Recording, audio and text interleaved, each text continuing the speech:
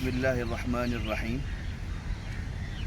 کچھ امپورٹنٹ جانکاری دینی ہے اور لوگوں کو متوجہ کرنا ہے.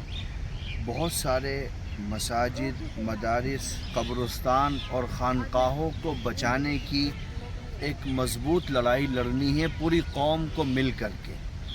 آپ لوگوں کو معلوم ہے کہ وقف امینڈمنٹ ایکٹ 2025 پارلیمنٹ سے پاس ہوا، جس کو لے کر کے جمعیت علماء ہند سمیت بہت ساری تنظیموں نے سپریم کورٹ میں یہ مانگ کی کہ اس پورے ایکٹ کو اسٹے کر دیا جائے.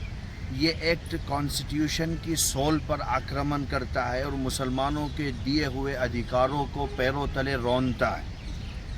لیکن سپریم کورٹ نے پورے ایکٹ کو اسٹے نہیں کیا، بلکہ اس کے کچھ پراودھانوں پر روک لگا دی اور انٹرم آرڈر ہوا 15 سپٹمبر 2025 کو. سپریم کورٹ نے مسلم پریکٹسنگ کی جو بات ایکٹ میں کی گئی تھی کہ 5 سال کا مسلم پریکٹسنگ ہونی چاہیے تب وقف کرنے کے سلسلے میں ادھیکرت ہوگا، اس کو اسٹے کر دیا.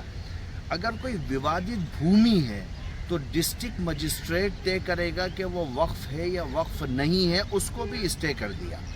لیکن اگر آپ دیکھیں گے تو ایکٹ میں وقف امینڈمنٹ ایکٹ 2025 کے سیکشن 3B کو سپریم کورٹ نے اسٹے نہیں کیا ہے. یہ سیکشن 3B، اس میں یہ ذکر کیا گیا ہے کہ کسی بھی وقف پراپرٹی کو ودین 6 منتھ امید سینٹرل پورٹل پر اس کا رجسٹریشن مینڈیٹری ہوگا، ضروری ہوگا. اگر آپ چاہتے ہیں کہ آپ کی مسجد وقف ہے وہ محفوظ رہے، آپ کا مدرسہ وقف ہے وہ محفوظ رہے، آپ کے قبرستان محفوظ رہیں، تو آپ کو امید سینٹرل پورٹل پر اس کا رجسٹریشن ضروری طور پر کرانا ہوگا. میں دیکھ رہا ہوں کہ لوگوں میں کنفیوژن ہے. ہم سے پوچھتے ہیں کہ صاحب یہ سیکشن بھی تو اسٹے ہو گیا ہے. کنفیوژن یا تو پھیلایا جا رہا ہے یا جانکاری کے ابھاؤ میں مسلمانوں کے درمیان میں خود کنفیوژن ہے، اور وہ یہ طے نہیں کر پا رہے کہ ہمارا وقت گزر رہا ہے. ہم 6 دسمبر کے دن پرتی دن قریب ہوتے جا رہے ہیں، لیکن ہمارے اندر بیداری نہیں ہے. 5 دسمبر ہمارے سامنے کھڑا ہے. تو اس لیے یہ کرانا ضروری ہے. یہ سیکشن اسٹے نہیں ہوا ہے، اسی لیے میں نے بولا ہے کہ سیکشن 3B کو اسٹے سپریم کورٹ نے نہیں کیا ہے. امید سینٹرل پورٹل پر آپ جائیے، رجسٹریشن کرائیے، اور کم وقت ہے، کام زیادہ ہے، کم وقت میں اس کام کو کرنا ہے. آپ جائیں گے تو اس میں چند چیزوں کے بارے میں آپ سے جانکاری مانگی جائے گی. وقف پراپرٹی پر آپ کا کب سے ہولڈ ہے، آپ کے قبضے میں کب سے ہے، اس کی باؤنڈری کے بارے میں آپ سے سوال کیا جائے گا.